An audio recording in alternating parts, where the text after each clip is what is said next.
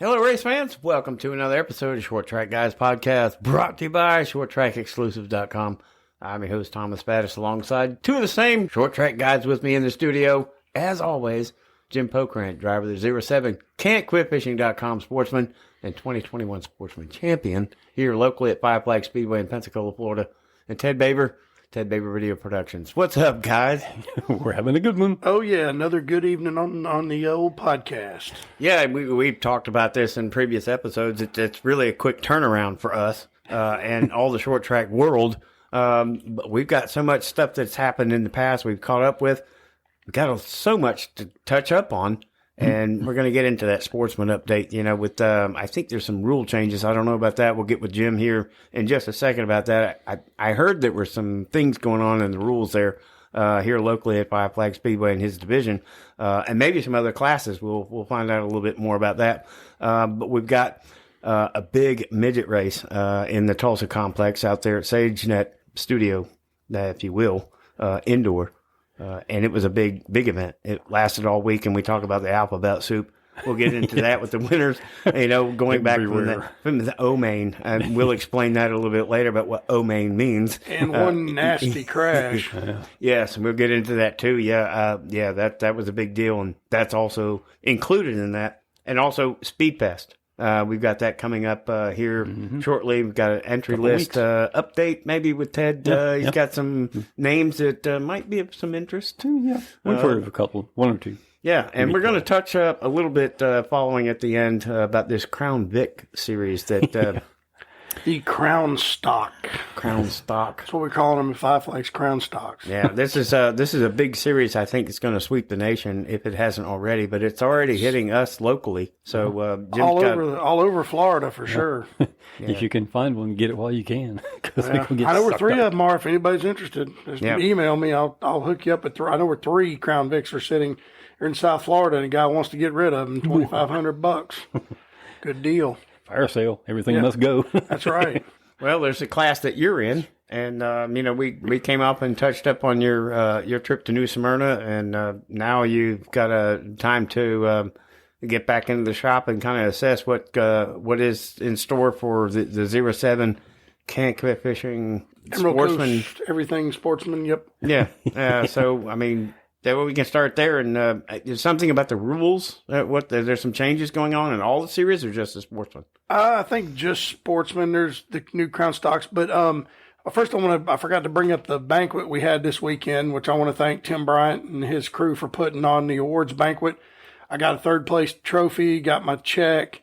We got some nice food from the cutting board. It was a nice evening. Thanks to the doc on the Pensacola Beach. He sponsors our division. He had a little bar for about an hour after the thing so everybody could hang out. And Derek Long, Kane, was playing music. So it was kind of cool. I mean, there weren't a whole lot of people stayed, but I hung around for a few minutes. It was very nice of them to have that. So, car's still in the box. We haven't taken it out yet, but I got to take the left side weight back out of it. And we got to buy all new wheels because we're going to 2-inch offset wheels this year. So, now I got to buy some wheels, so I got mine for sale. I got them sold. Thank you, Mike Gorham. And we're also looking at getting back one of my old super stocks. An old Chevelle I ran back in the late 90s, early 2000s, and I sold it to my good buddy Scott Wicker. And it was under a pole barn in Panama City, literally, because the barn fell on it when the hurricane went through down there. And he told me if I'd come get it and dig it out, I could have it. So I'm going to go get my old girl back and see if we can't build it for New Smyrna, maybe Cordial, some racetracks like that would be a lot of fun. A little C4, a little det cord, it'll come out. Yeah. We'll just blow it off of it. I'm sure he'd appreciate it. Or just set it on fire and burn it off there. Oops. My bad. He had a little Jewish lightning and 5 gallons of gasoline in a match. But anyway, I digress. But we're getting the car, we're going to unload it. Right now we're working on Ben Cranford's new pure stock ride, trying to get it done as much as possible. The 343 is for sale. If you know anybody looking for a pure stock, there's one for sale, less motor and transmission, $3,500. It's a solid car, runs up front. You'll get the springs, the shocks, the wheels, the tires, and come get it. I'm going to see what we can do from there. But I just want to go have some fun this year. That's what I do this for. I know I'll never make it to the big time, and I'm not got any delusions of grandeur, I should say. So we're going to have some fun, man. That's what it's all about. We're going to enjoy this season and go from there. And I can't wait for it to start March the 10th. Well, Ted, what are the video plans this year, too? Pretty much the same as before since I've been locked out of everything else, but we'll leave that alone. It's Well, okay. we won't go there. Yes, we will not. Yeah. Just the in-cars and what I can get from the tower. Still have 2 up top and 2 or 3 in the pit, so we'll have some fun with that. Yeah, you're going to spend a lot more time in Mobile maybe this year? Yes, that Mobile has turned out to be a excellent location. I might want to take my own tripod over there, and I'm not saying nothing, but we'll just have to see. Always use your equipment. Always remember that. Yes. But yeah, you do good, man. I've got stacks of this man's DVDs at home, and I'll get bored one night and bust them out and watch all my wins and stuff, and it's pretty cool to see. I mean, he does a great job. All 6 of them? I have 12 feature wins, and one of them was I'm taken just away kidding. from me, sir. I'm just. And then there was a wreck, and there's 2 wrecks involving a certain other driver that when I got stuffed in the fence one night by a chick by the name of Tina Davidson. Yeah, probably an idiot. And he hit me, and then one night I spun, and he got me again, so shit happens. Yeah. Well, I tell people we've had our run-ins. Yes. That's as far as they go. You get together. That's once what in a good while. friends do. We run into each other all the time. Yeah. Yeah, exactly. Racers. That's a family. You're dysfunctional family. Yeah, very dysfunctional. Oh, my Lord. Yeah, boy. Yeah, we're not holding hands. We're holding fenders. Yeah. Yes. Oops. Yeah. So let's talk about this this little text that I sent you guys last week about the Chili Bowl Nationals. Chili Bowl? And we did the Tulsa shootout the week before that. You know, it was I kind of put it out there like a prelim for the Chili Bowl. And the Chili Bowl, brings in some of the best. Thousands. Yeah, the best. I mean, we had Chase Briscoe. We had some of the other Cup drivers in there. We didn't see some of the bigger ones that have normally been in there the last couple of years, but there were some others that were there. Rico Abreu. He's a man. That dude's bad to the bone. He's a midget dude for sure. Literally. No pun intended. No, dude. Somebody got offended about that. Somebody said something about midgets, and he was in the picture, and somebody got offended for him. And a couple of people are like, "Look, dude, it's not offensive, and just you drive a midget, so it's." Yeah. Have fun with it. Yeah. Enjoy it. Yeah. And the thing about it is, he should be a race team, like a Cup team's Wonder Boy, because he weighs nothing. Right. And they weigh the cars without the driver. So when you put him in there, the car's going to be extra light. I would love to have him as a driver. I think he's great. Yeah, well, they put on a heck of a show. Yes. And we talk about the alphabet soup. And, we had over 300, I think, 50 entries. And they go through the week with nightly prelims. And then you have heat. Well, actually, you have heat races before that. Right. And then the prelim is like their feature of the night. And that's to advance to the Saturday night's feature. And I think last week I said there were 30 cars for 50 laps, but there were actually 24 cars for 55 laps. Wow. And the final 24 got up there and they ran 55 laps. And I'm going to bring up a text just because we had, geez. I know. I have to brag about myself because I just thought, well, let's just throw this out there and see what they come up with. He's not going to get his head out the door when. Yeah. Let's see. I got to go back here. I'm sorry. We're in the Wayback Machine. Yeah, the Wayback. Come on, Sherman. Yeah. Mr. Peabody. Mr. Peabody. Well, I may have to go back because we talked so much about it, and I have to go back and see what's going on. But I don't want to brag, but I ended up winning. So before I had picked Logan Seavey plus 550. Right. And we threw out what do you think? And so I got the responses, and of course, I don't want to brag about it. And they weren't good. But congratulations, Logan Seavey. He's been in position to win the Chili Bowl in the past, and he started from the pole in 2019 and led 20 laps before pulling tonight, watching his glory slip away. But Saturday night, 55-lap feature, he ousted the field and captured that first golden driller, and not just Logan Seavey, but it was because of Kevin Swindell and that Swindell Speed Lab. Yes. And I think Sammy was one of the picks in this group. Yes, he was. Yeah, I think I had Sammy Swindell. But it is what it is. Congratulations, sir. You won. You got us. It is the Golden Driller, and that's what you go to Tulsa for. Right. So, yay. Congratulations. Try not to break your neck patting yourself on the back, okay? Easy, yeah. You break your arm doing that stuff. Yeah, exactly. But congratulations, dude. Yeah. You did your research. It was out there. And we also, during that whole week, we want to bring up an update that we are aware of. Some good news from an accident that happened in that event. Wicked. Yeah, Ashton Torgerson was taken to the hospital after an accident and flipped, and he was actually released from the vehicle on the racetrack. And there's a picture out there that's circulating that doesn't really look that good, and it's amazing that he had gone through some recovery and he actually made it back to the track before the finals. He's basically standing on his head with the car. He's holding the car up with his feet. Well, he's very lucky that the car, he rolled out the way he did. He was already out of the car when it rolled over again, because if it would have hooked him and flipped him back over, he wouldn't be here. Right. But I'm thankful that he's all right. And all the speculation, they don't really know why, and I'm sure it'll come out. But some people are thinking that his arm restraints may have caught the lap belt and pulled it open. And it threw him out. But I mean, either which way, you definitely do not want to end up like that. You got to check your belts. You got to check your safety system. I'm not saying he didn't. Don't take it the wrong way. But as a racer, man, you got to go through your systems. You got to check your belts, check your helmet, check your seat belts, make sure they're bolted in correctly, because there's no way that should happen. You've got to imagine everything that can possibly happen and say, well, what do I do about that? Yep, because, I mean, that kid got ejected. I've never seen a person ejected out of a race car since the, 40s or 50s in NASCAR. You know what I mean? Happen.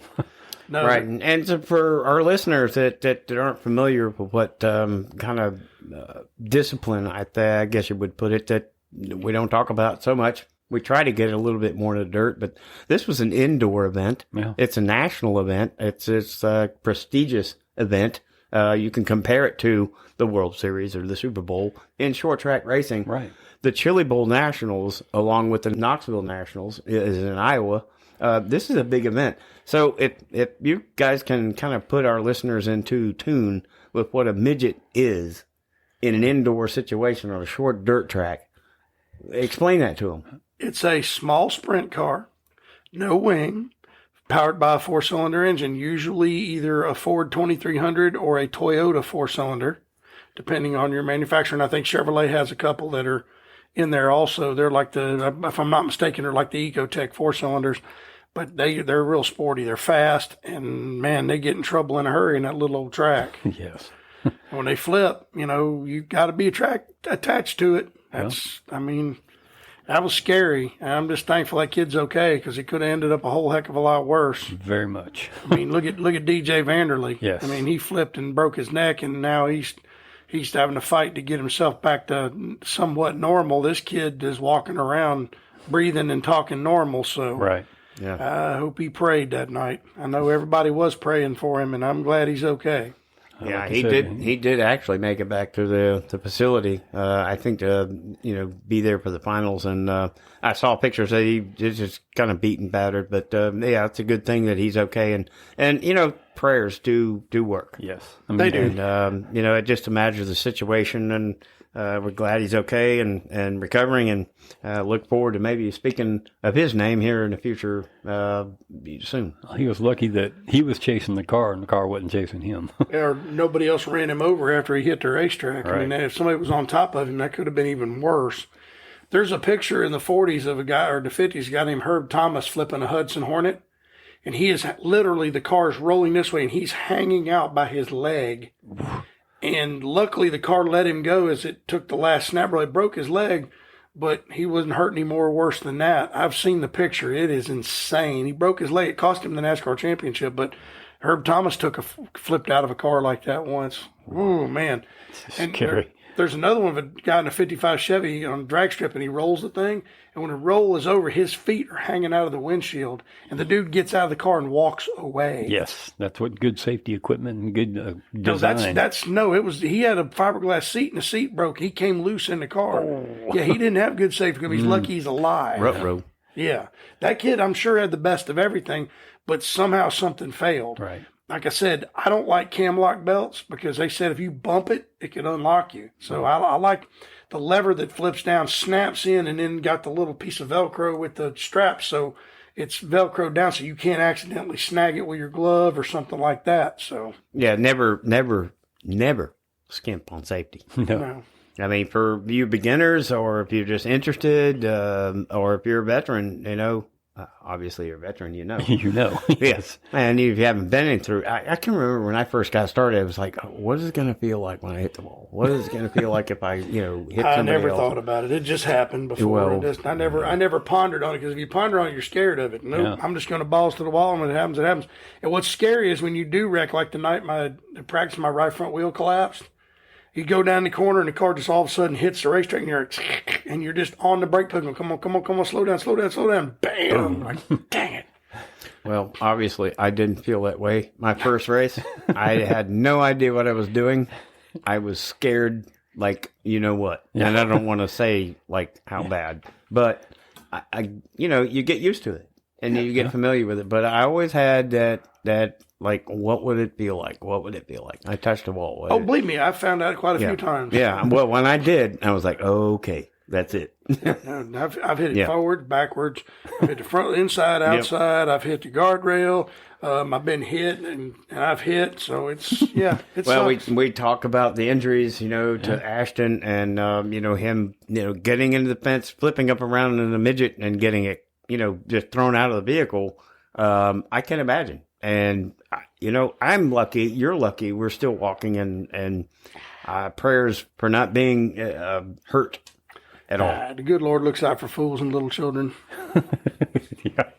Yes, he does. Yep. We take risks. I mean, we get in that car and we put that helmet on, we put the belts on, and we fire that thing off and we drive out of the pits. We assume the responsibility for what could possibly happen. I mean, it's all part of it. Yep. I mean, the night I broke Buttrick's leg, I didn't intend on doing that night. It just, when he spun, I hit him in the door and his cage came loose. I mean, it's just all part of it. You just build the cars to your best of your ability, buy the best equipment you can afford, strap yourself in good and tight, check your belts constantly under caution, and just pray. That's all I can tell you. I always say a good prayer right before I leave pit road. And I don't pray for me. I pray for everybody else. And then ask the good Lord if he can put a trophy on the hood. That'd be awesome. Well, I think everybody's got the racer's prayer sticker on their they dash. should. So, I mean, I used to touch it and read it every night before we fired it up. And say, gentlemen, start your engines, blah, blah, blah. I would read it. But it goes back to, when you first start, you really don't know what you're doing. There's a little bit of an anxiety thing going on. And there's thoughts that go through your head. And they will come true. I can tell you that from experience. They will come true. It's not going to say that you won't go through engines and transmissions and, impact. It'll happen. So, but that's part of racing. And that's what I reflect on back when I started. That's what I get out of it. And that's why it exhilarates me now, because I see what's going on. And we get to talk about this stuff. Yep. Speaking of beginners, we got a new class coming. That's going to be very interesting to see. When we talk about a bunch of rookies and big cars, that's going to be interesting to see. Oh, my goodness. I'm excited about that class. That's going to be the entertainment for the night. This wouldn't have to be that Crown Vic Crown Stock. class. Yes, Crown Vics. And they're running them in New Smyrna. They run them down in Punta Gorda. They run them at the Freedom Factory. It's a class that's taken off all across the country because how many police car cops use Crown Vics for many, many years? So there's a bunch of them sitting around. And now they've been old people driving Crown Vics, and Grand Marquis. Mm-hmm. So there's a boatload of them around, and 4-point cage, a seat belt, window net, a fuel cell, or not fuel cell, but a seat, gauges. You can put your helmet, fire suit, gloves, shoes, and go race at a minimal cost. Because you can, like I said, I know where 3 of those cars are. 3 of them for $2,500. Put a cage in one of them, and you got 3 parts cars. Yeah, there you go. You know, I mean, but a class like that is something that we need. We really got to get back to grassroots, cheap. Yes. Get on the racetrack and race and be an ability to have fun. An entry-level class that doesn't break the bank. Yeah, well, I mean, the thing about it is, you know, we've gotten away from entry-level classes and people can't afford it. And you got people sitting in the grandstands that want to race. Right. You know what I mean? And you, look, you get your uncle, your dad, your cousin, you can build one in your backyard. Yeah. That's a bust the windows out, and you can have the fun taking the interior out of it, get it all ready to go, put your roll cage in it, have somebody weld a roll cage in it, and go race. And it's going to be fun. I mean, that is fun racing, and I'm glad to see it come back. You know, I was listening, going down the, well, we were on the front stretch at New Smyrna, and they sounded like they were just out of breath. Well, that is a very long front stretch, so both the straightaways are really long. They sounded like Yeah, they're heaving before they get to get off of me. But I mean, the thing about it is, it's just going to be exciting to watch. And new drivers. I mean, I heard the guy from Michaels and Booth. One of them is going to end up racing in that class at Five Flags. And I know a lot of people that are building them. And here's an idea: we need a Crown Vic night and have a powder puff race. We haven't had a powder puff race in years because our cars are too expensive to do that. Right. But these Crown Vic cars, put the ladies out there. good times. Oh, God, that would be fun. And I mean, and that's another fun thing. I mean, that's just, like I said, that's something else you can do with them. And hell, turn them around and run them the other way. Well, again, for our listeners that are maybe new to racing, explain that powder puff. What when you say ladies, what is that powder puff thing all about? The powder puff race is for amateur women, like the daughters and the wives of drivers, to get a chance to race. And they used to have them on dirt. And them women would tear their husbands' cars to pieces, Hoss.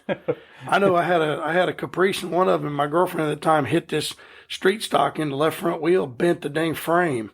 And that big old heavy Caprice just kept rolling, the old 6-cylinder. But, I mean, it's all ladies. It'll be an all ladies race. They'll be able to strap in, have fun, and gives them a chance to get on the racetrack and see what their husbands do. Yes. So it gives them some of the thrill. And who knows? We might find the next Danica Patrick. You never know. Would you give up the 07 for that? No. That was easy. That was quick. That car's too expensive. I mean, I had a buddy of mine.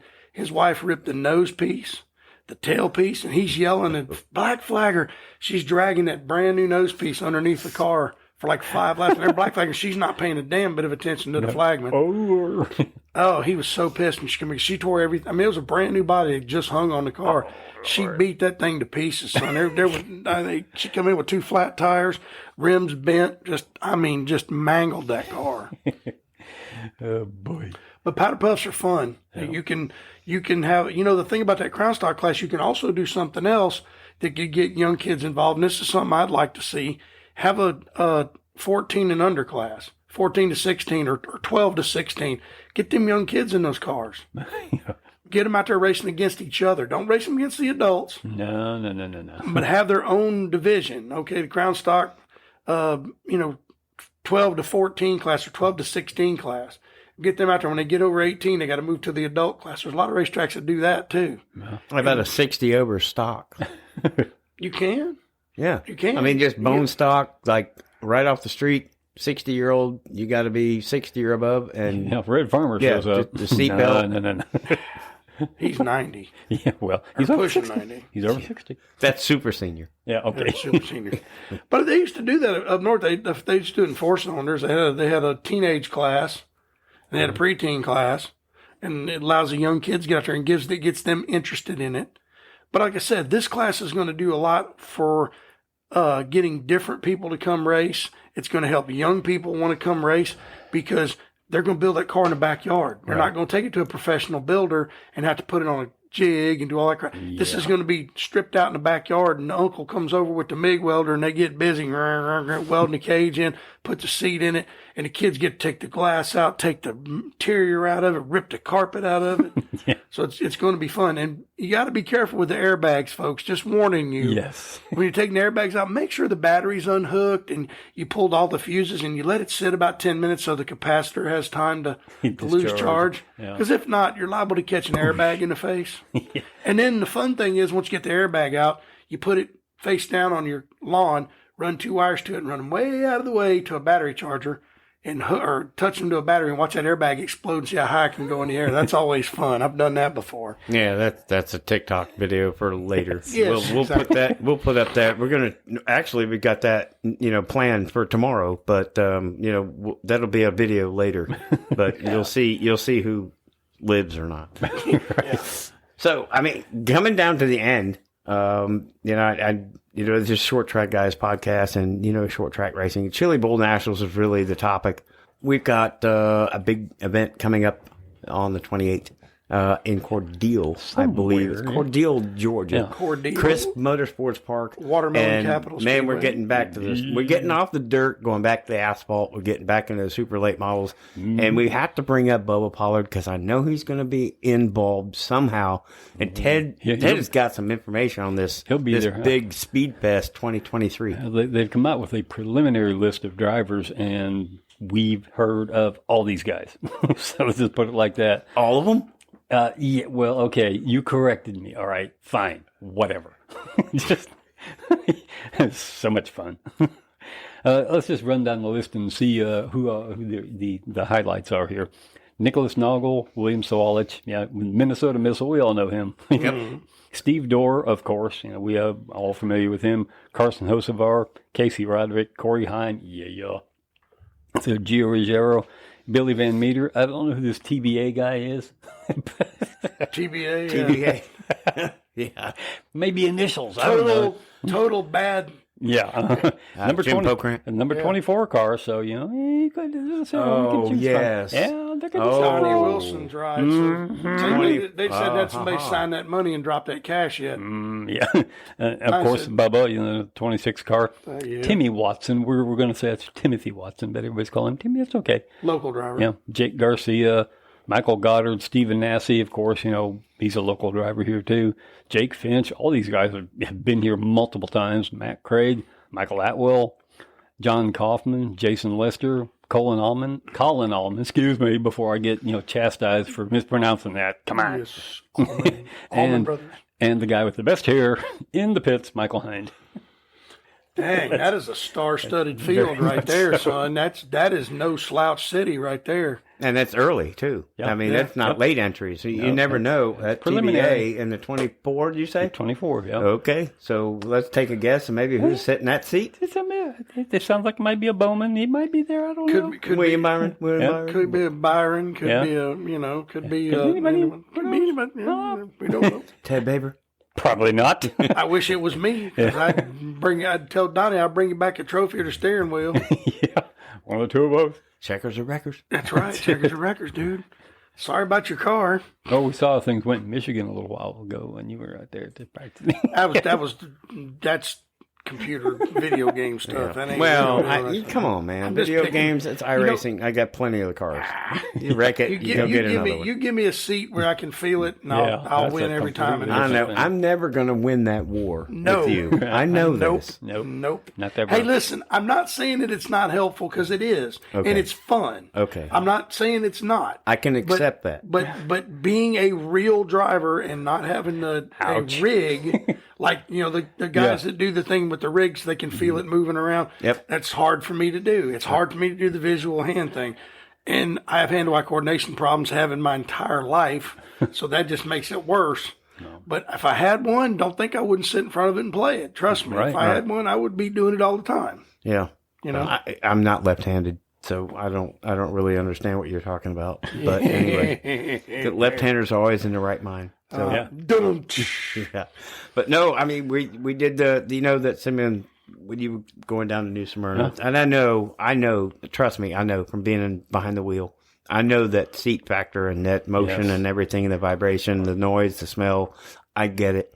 And I know you get it too. And I just kind of gigging you in the side about this more, it's about iRacing, and, it's going to get a visual line, and, at least know what you're going and looking against and having fun with it. Well, at because least I that's know really what it's all about. I know the real line to get around that place now. It's funky. I would love to take my old Chevelle once I get it cleaned up and greased up and back together and take it down there and run, because that's all it runs down there is big cars. Yeah. Metric cars just ain't got a chance. No. Give me that big chassis Chevelle about run off in that corner, Big sitting at 6 inches off the ground, let her dig, son. But Speed Fest coming up. Gonna be great. Like we've been preaching like episodes ago, it's a very short turnaround this time of year. Yeah. You can talk about the big series going 4 or 5 months and all the big news coming out with Kyle Larson going to the Indy 500, but ends up being in 2024, not this year with the Coke 600 and doing the double. Okay, so let's just pass that on. But it's a short turnaround for us short track guys. We got Crisp coming up Very shortly. Yeah, very shortly, and we're off and running with big races throughout every week. Oh, yeah. So, guys, this is an episode that goes without saying. I appreciate you being here. It's so much fun talking about short track racing and going over what we can. Right. Keeping our listeners informed of what's going on.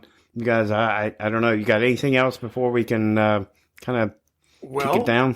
We actually have a big announcement coming up. Stay tuned. We got somebody coming on board with us. It's going to be pretty cool. Yes. And they know who they are because they listen to us every week. We're not going to let the cat out of the bag just yet. Please stand by. But you guys know who you are, and we appreciate it. It's another race team, and I'm friends with all of them. And thank you guys for fixing to come on board with us. And you know who you are. And when we announce it, we're going to have one of y'all on to talk about it. Yes. And that'll be fun. We got another big announcement coming next week. We got somebody coming back on the show, which we're very excited about. Indeed. A young man who's going to race full-time in the ARCA series next year. Yes. Just had a baby. Got married. Great guy. Yeah. Y'all have heard him before. We'll announce. You'll hear about it next week. We'll put out a press release. Yes. Or a Facebook post, about what's going to happen. Yep. And guys, if you can help us out on Patreon, you can look us up. Indeed. We could really use it. Anything helps us. And we enjoy doing this, and we do it for you guys too. We do it for us because we enjoy doing it, but we do it for you guys to listen and enjoy it. And any suggestions, you can hit my email, lowercase jbp07@hotmail.com. Send me a suggestion. If you've got a driver that you want on here, please send us some email. We'll talk to them. We'll work it out because we'd love to have some more guests this year. Got a track announcement we need to hear about. That's also, schedules and things like that. We'll help you out as much as we can. Exactly. And we're just looking forward to a great 2023. Me driving, Ted filming, Thomas doing the editing, and we plan to do more stuff and do this for you guys. Yes. Yep. Sounds good to me, and I look forward to it. And I'm already excited about what's ahead for all of us in the short track world. Juiced. Yep. Yep. The only one less. Oh, what did we do? We did Spanish last week. Did we do it? Yeah. Oh, okay. No, well, Jim did. Okay. Yeah. So, we can do. I can do it in Japanese. Can you? Yes. Let's do it. Ichi, ni, son. Let's go, Brandon. Good night, everybody. Good night. Thanks for listening.